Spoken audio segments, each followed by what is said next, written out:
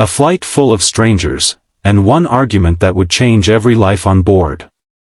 No one expected compassion to be born from chaos, but that's exactly what happened the moment a furious woman ordered a single father out of his seat, while he quietly held a teddy bear in his hands. The plane hadn't even taken off when lives began to intertwine in the most unexpected way. Ethan sat in the business class seat, gripping the little brown teddy bear like it was a lifeline. He wasn't used to flying alone. Usually, his 6-year-old daughter, Lily, was beside him, chattering about clouds and window views. But today was different. Today he was flying to sign the final custody papers with his late ex-wife's family, who had been fighting him for the last 8 months. Every minute felt heavy. Every breath carried worry. That bear was Lily's favorite. She had whispered, "Take it with you, Daddy." It's lucky, before he left home, that he needed that luck. He needed anything. Just when he leaned back and tried to calm his chest, a loud voice sliced through the quiet cabin. "That's my seat. Get out. Now." A woman in a bright blue dress stood over him, finger pointed, eyes blazing. Ethan blinked in confusion. He had the correct boarding pass, scanned and confirmed. He tried to explain gently, "I think there's a mistake. This is, no. Seat 4A is mine. Move."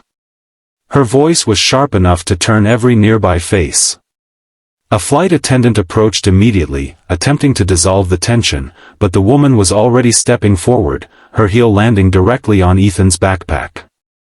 The teddy bear in his hands nearly slipped. Passengers whispered. Some frowned. Some stared openly. Ethan felt his voice tighten. He hated confrontations, especially when people watched. But before he could speak, the attendant checked her device, politely informing the woman that her seat was indeed 4C, not 4A. Still, she refused to calm down. "Well, then switch him. I want the window. I paid for comfort." Ethan didn't know whether to laugh, cry, or just disappear. He'd already had the hardest year of his life. The last thing he needed was a screaming stranger demanding the seat he was clinging to for the sake of his sanity. But then something shifted. The woman's eyes fell on the teddy bear. Her anger evaporated, instantly, completely, as if someone had pulled the plug on all that fire inside her. Her expression changed from fury, to surprise, to something Ethan couldn't quite name. Wait. That's a child's toy," she whispered. That he nodded, quietly. "My daughter's," he said. Something broke in her gaze. Something softened. Passengers watched, confused, as her voice trembled for the first time. I'm sorry. I didn't mean to yell. She swallowed hard, eyes suddenly glassy. "I get panicked during flights. I didn't handle it well." Her tone had flipped so drastically it left the cabin silent. She slowly stepped back from Ethan's backpack. Her face had lost all its confidence, replaced by something raw and very human, and then, to everyone's surprise, she whispered, "Is she okay? Your daughter?" Ethan hesitated. The question touched a bruise deep inside him. "She's home," he said softly. "Waiting. I'm fighting to keep her." The woman drew in a small breath. She stared at him like she knew exactly what heartbreak tasted like. "Can I sit next to you?" she asked, voice fragile now.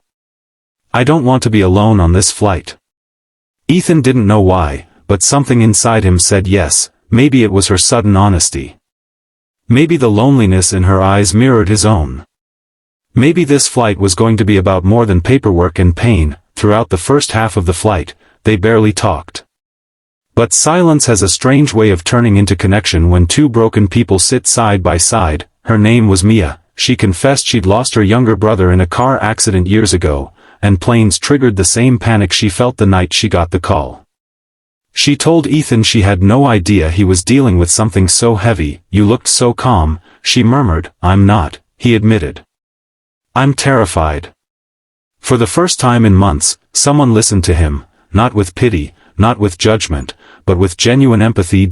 As the plane crossed the ocean, Mia asked questions about Lily, her favorite shows, her school, the silly jokes she told. Ethan talked, really talked, about what it meant to raise a child alone in a world that didn't expect him to. She loves teddy bears? Mia asked. She calls this one Captain Fluffy, he said, smiling for the first time that day. Mia laughed, and it didn't sound forced. Captain Fluffy sounds like a superhero. Maybe he is, Ethan said quietly. He's gotten us through a lot. And then the conversation turned serious again. Do you think you'll win? She asked. I don't know, he said. But I have to try. She's all I have. Mia swallowed, tracing her finger along the armrest. You're a good dad, she whispered. I can see it. The words hit him like warmth after a long winter that he hadn't heard them in years. When the plane landed, Ethan gathered his backpack, but Mia placed a hand gently over his. Wait. He turned. I want to help you, she said. I know people. Good people. Lawyers. Advocates. And, you shouldn't fight this alone. Ethan blinked at her. You barely know me. She shook her head. I know enough.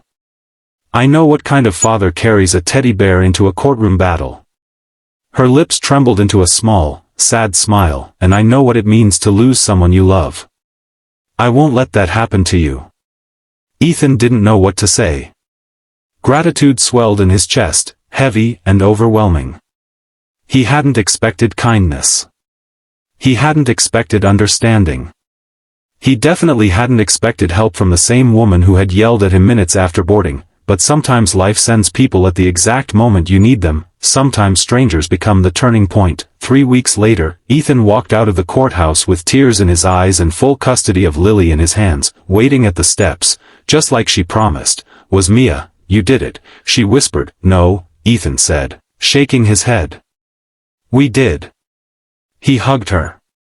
For a moment, the world slowed. Everything that had been painful finally felt bearable. She pulled back, smiling through tears. And Captain Fluffy? She asked. Ethan laughed softly. He's getting a promotion.